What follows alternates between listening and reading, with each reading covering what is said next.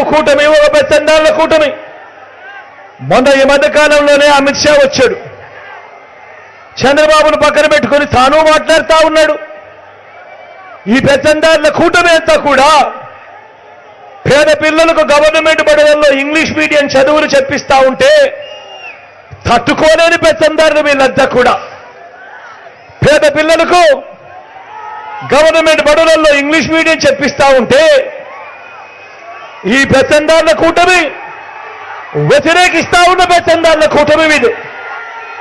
నేను అడుగుతా ఉన్నా, మొన్న అమిత్ షా వచ్చి ఈ మాటలు మాట్లాడుతా ఉన్నా, ఈ ఢిల్లీ పెద్దలను అడుగుతా ఉన్నా, ఈ చంద్రబాబును అడుగుతా ఉన్నా, ఈ దత్తపుత్రుడిని అడుగుతా ఉన్నా, వీళ్లకు మద్దతు ఇస్తా ఉన్నా రామోజీరావును, ఈనాడు రామోజీరావుని అడుగుతా ఉన్నా, ఆ రాధాకృష్ణని అడుగుతా ఉన్నా, TV5 అడుగుతా ఉన్నా,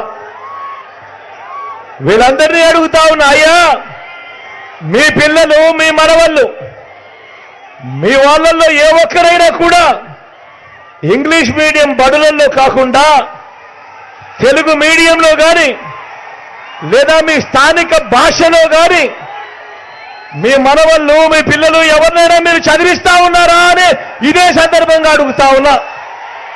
నేను అడుగుతా ఉన్నా, ఇటువంటి భావజాలం, ఇటువంటి పెత్తందారీ భావజాలంతో ఇలాంటి వాళ్ళు ప్రజల ముందుకు వచ్చి మాకు ఓటు వేయండి అని చెప్పి ఇలాంటి వారు అడుగుతా ఉన్నారు అనంటే, ఇలాంటి వారికి రేపొద్దున ఓటు వేస్తే పేద పిల్లలు గవర్నమెంట్ బడులలో చదువుతా ఉన్న పిల్లలకు ఏ ఒక్కరికైనా కూడా ఇంగ్లీష్ మీడియం వీళ్ళు నేర్పుతారా అని ఇదే సందర్భంగా నేను మిమ్మల్ని అడుగుతా ఉన్నా. ఆలోచన చేయమని అడుగుతా ఉన్నా. ఈ రూపం మార్చుకున్న అంటరానితనం మీద మనం చెయ్యాల్సిన యుద్ధం ఇంకా ఎంత ఉందో ఒక్కసారి గుర్తుపెట్టుకోమని కోరుతా ఉన్నా.